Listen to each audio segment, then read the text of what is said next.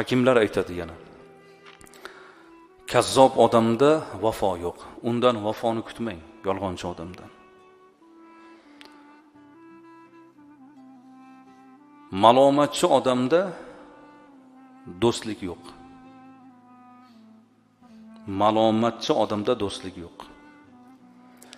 Hasadchi odamda rohat yo'q.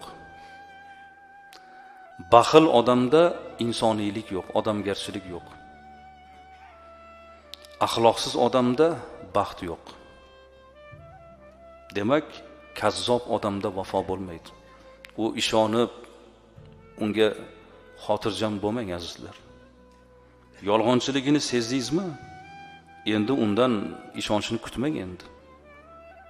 Bir aldab sizni xijolatga qo'yib, yana unga ishonch bildirsangiz qanday bo'ladi?